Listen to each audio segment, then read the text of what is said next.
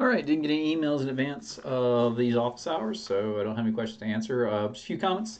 If you are taking organic chemistry, we do have our final exam next Wednesday, so you'll see a Blackboard announcement on the shell letting you know where to come take your exam. I'll also post something on the door. You get an hour and 50 minutes, 30 multiple choice questions, and partial credit for some of the answers in the multiple choice. If you are in Chemistry 1, you need to sign up for your final exam. That happens next week. It's the start of the week to go ahead and get it out of the way. You need to go through Smarter Proctoring. It is an in-person exam. If you are unable to make in-person, you need to let me know ASAP so we can try to find a way to give you an accommodation. But this is an in-person exam. It's not online. The announcement's been up for a while, so yeah, it's also the syllabus. Make sure you go ahead and get that taken care of now because the slots are probably going to fill up pretty fast. That's it for comments I had today. I've got the chat menu open, so if you got questions, please feel free to post in the chat. When I see them, I'll answer them.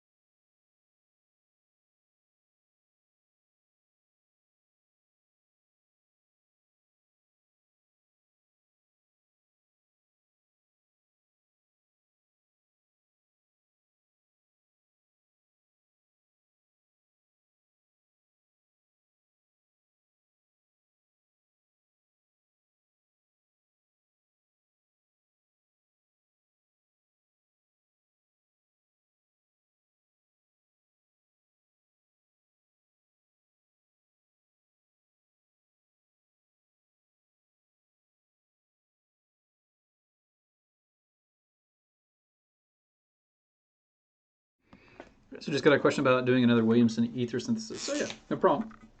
So with Williamson ether synthesis, we have two things. We have one alkyl halide, so something like an alkyl bromide, alkyl chloride. Bromide's a better leaving group, so they're probably going to do the alkyl bromides. And we have another alkoxide. So this is an alcohol we've reacted with sodium to generate this alkoxide complex. Now, the reason you want to go with a Williamson ether synthesis is that you're trying to get an asymmetric ether and you're trying to be very selective about it. So if we do something like an acid catalyst, so let's say we had these two alcohols. Do the benzyl alcohol and ethanol, and we just ran this by acid catalyzed synthesis, what we'd actually get is a mixture. So we get the diethyl ether, the dibenzyl ether, oops,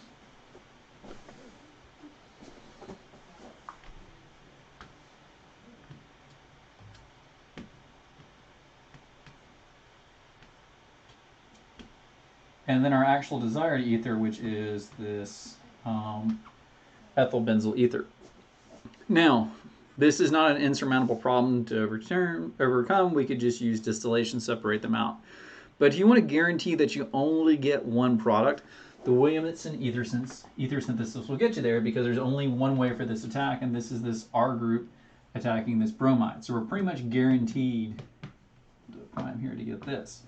Now, the challenge with the Williamson ether synthesis is picking it in such a way that whatever your alkoxide is doesn't favor elimination.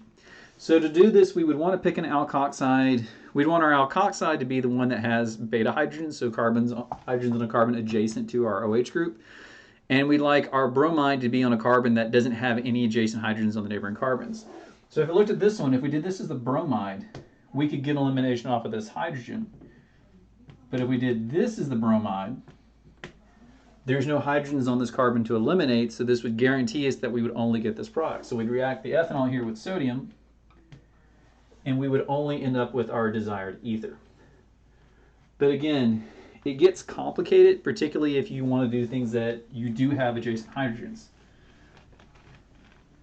So let's say you want to do a synthesis of isopropanol and tert butoxide. These are both big, bulky bases, and they like to do elimination when they form alkoxides.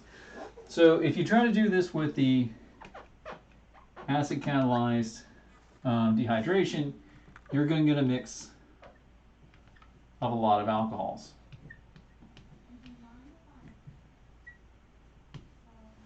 Now, you can try this with the Williamson ether synthesis. The big issue you're going to have here is that you're going to end up generating some elimination products. So the one you want to do the elimination on is the one that you won't think is going to be very likely at doing it. So I would say in this case you would replace the tert butoxide, because that's a tertiary carbon, and you're more likely to go through, you would have the options of doing both E1 and E2 elimination.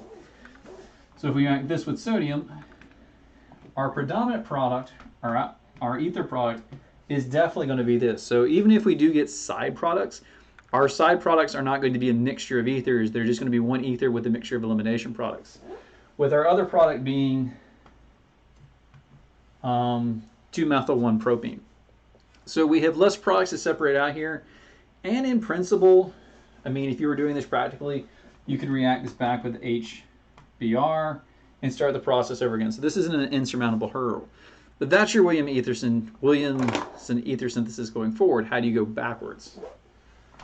Well, to go backwards from a Williamson ether synthesis, or really any ether synthesis,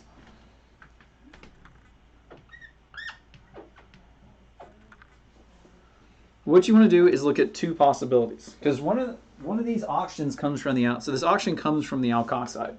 So we can cut it like this, or we can cut it like this. So if we cut it with the way I've got the red drawn here, wherever I'm cutting it, that's where the halide is going to go, and the other side is going to be your alkoxide. Because that's what happened. This oxygen displaced this bromide to give you this. If I cut it along the black line, this is my alkoxide, and this is my alkyl halide. Now the question is, which of these do you think would work best? Well, we know tert butoxide here is really good at doing elimination, so this is probably not the best way to cut it. We're probably going to end up with a lot of 1-butene or 2-butene when we finish. This is still going to have issues because this is a big chain alcohol, but it is a primary alcohol, so it doesn't have that steric hindrance that tert butoxide does, and so it's more likely to do substitution. So again, to reverse engineer an ether synthesis, draw lines on both sides of that oxygen. So either cut it there or cut it there. Now, whatever doesn't end up with the oxygen, that'll become your alkyl halide. Whatever keeps the oxygen, that becomes your alkoxide. And again, just look at your alkoxide and ask yourself, is it a big, bulky alkoxide? Is it like a tertiary or secondary alkoxide? Tertiary or secondary, it's more likely to favor elimination over substitution. And when you look at your alkyl halide that you form, ask yourself, does the alkyl halide have any adjacent hydrogens on neighboring carbons? If it doesn't, it's a really good choice for the alkyl halide because that one can only undergo substitution.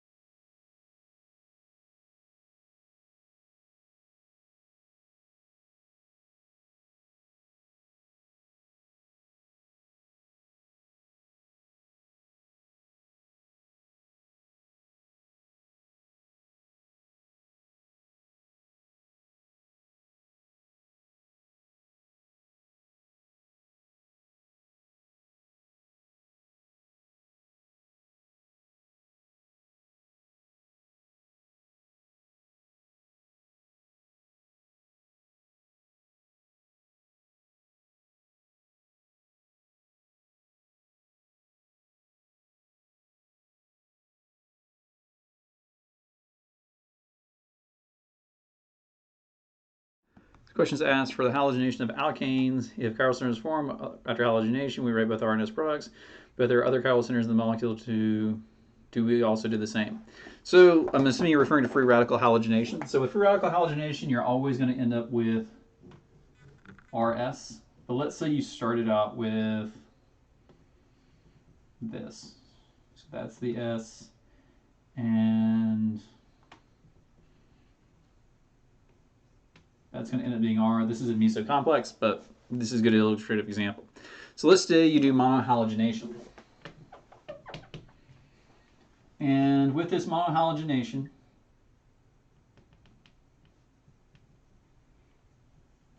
you do have to write both products.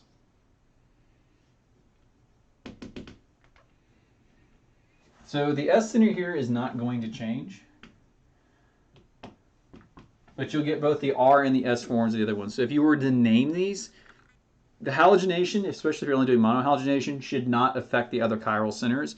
It's only wherever you get the substitution on. Now, let's say you had an alkane instead, and you halogenate with something like HCl.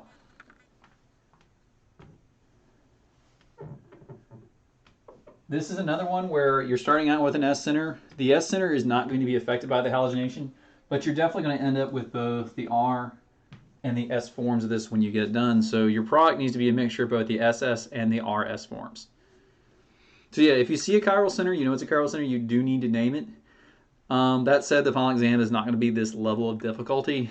Focuses on basically one chiral center to kind of like make, because you understand one chiral center in principle, you understand all chiral centers, but you're not going to be working with anything difficult than like a single chiral center in these molecules.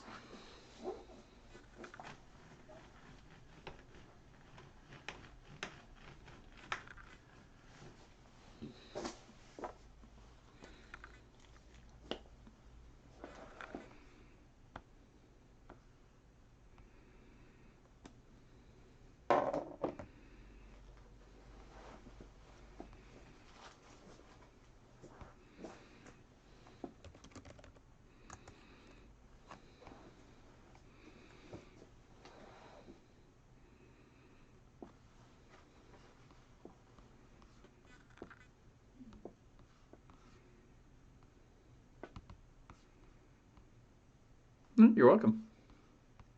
Any other questions?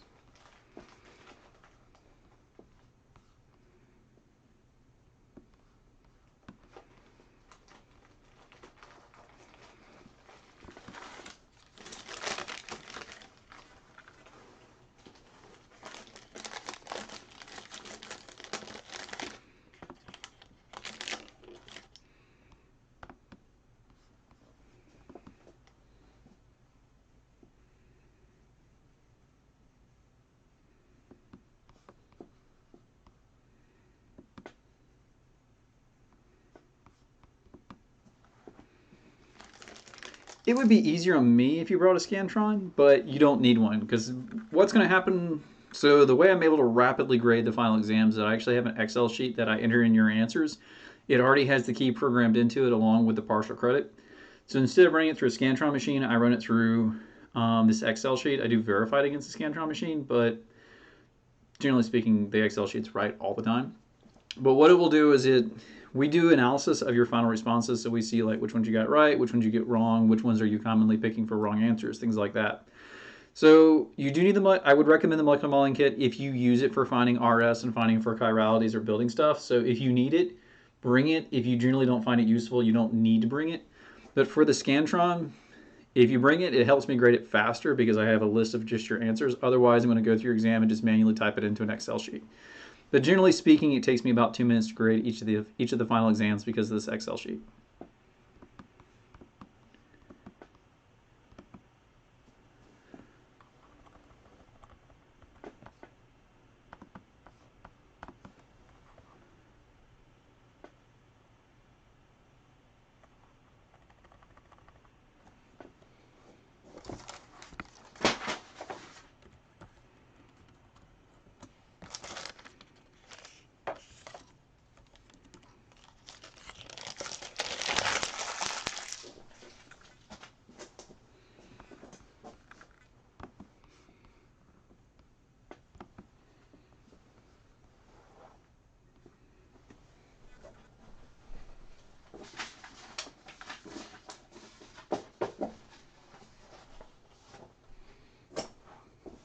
No, you're welcome.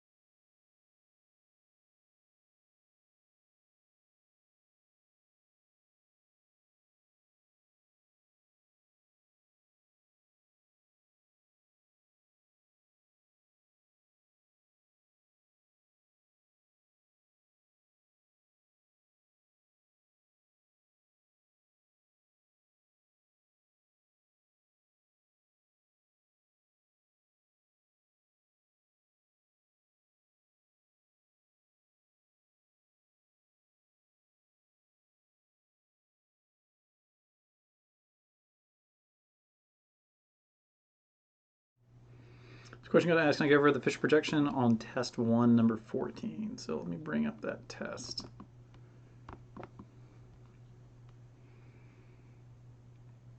And it will depend on which version of the exam you got. These are all basically done the same.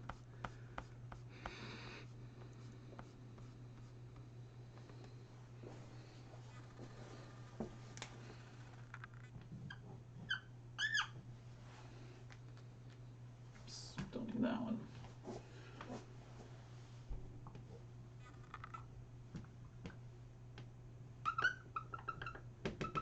Two CH3 groups. Bromine going back, and then a CH3 going back. So that pin's died on me. So Fischer projections, things to keep in mind. When you do Fischer projections, it is a lot easier to build these and try to go and then rearrange the molecule than it is to try to do these visually. That said, I can do these visually. So the way you approach this, draw out your carbon backbone, 1, 2, 3, 4, 5, 6. 6 carbons, we terminate on CH3 groups.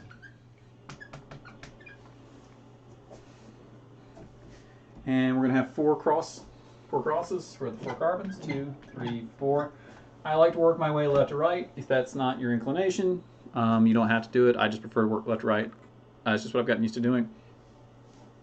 So the wedge here, what we're looking at a Fischer projection is taking this molecule and bending it into a coil. So in order to do that, our bromine is going to stay up, but we're going to have to rotate around this bond in order to kind of get this one pulled back. So we're going to end up having a CH3 group out, CH3 group back. This bromine, when you work it out, will still be back. But in order to coil it, when we rotate this one to kind of keep that loop, that's going to bring the CH3 group forward. So I've got, if I take this, turn it on its side, I've got the bromine on the left, hydrogen, the 2 CH3 groups. Don't move. Bromine here is going to be on the right, and the CH3 group here is going to be on the left. Now, the way to do this with the molecule itself. Where is my kit? There you are.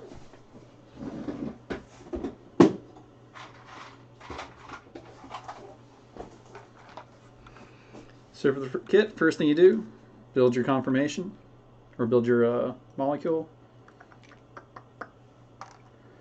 2, 3, 4. 6. And here I'll do methyl groups in black and the bromine in blue.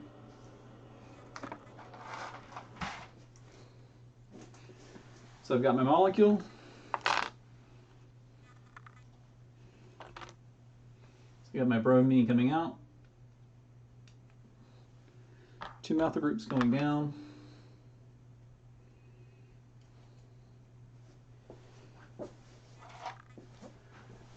Bromine going back, and the methyl group going back.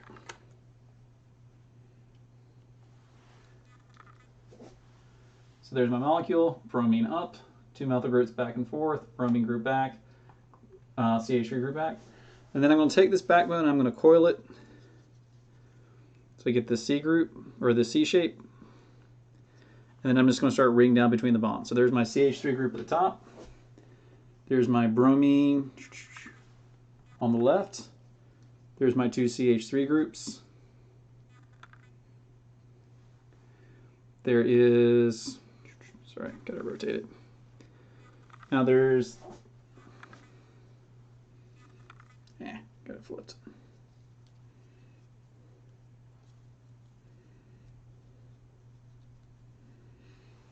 Oh right, the bromine, the bromine's on the left. Yeah, sorry.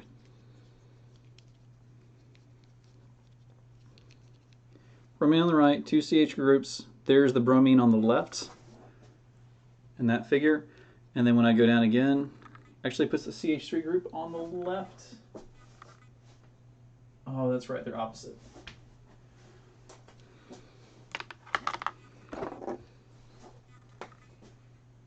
Yeah. Oh, I turned it. I knew what happened. And so there's my methyl group on the bottom. Now, this is an achiral carbon here, if you look at it.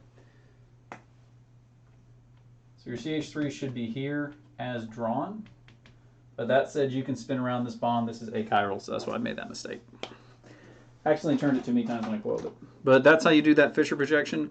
The difference between version A and B is what groups are there and whether they're wedge or dash. But I would recommend, if you can't do it visually, what you need to do is build the molecule and rearrange the molecule to get it kind of back into this C-shaped coil, because that's what your Fischer projection is showing you.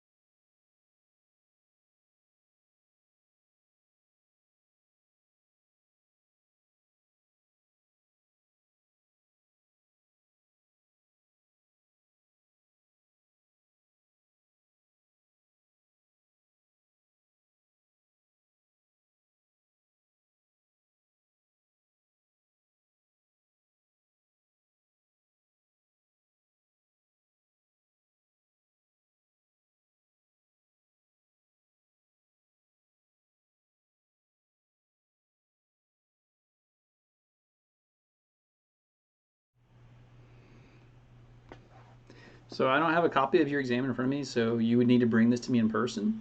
But I don't know how to answer your question because I don't know what's marked on your paper. So I can tell you what the answer is, but I don't know what was marked off on your paper and why. I don't have a copy of your exam in front of me. So I do have a copy of the other version of that exam.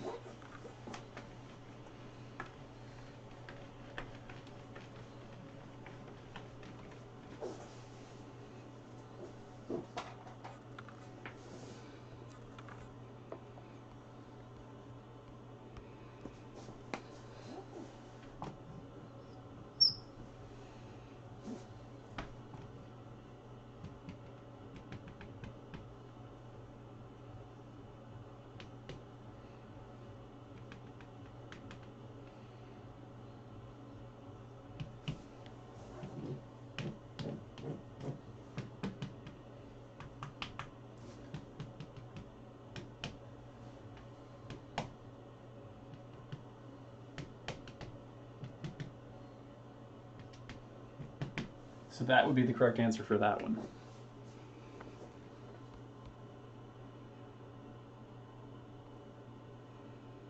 But again, I don't have your exam in front of me, so I don't see the grading notes, so I don't know what was marked off. I'd have to see it in person to tell you what was marked off, because there would be notes on the page to let you know where the points were lost.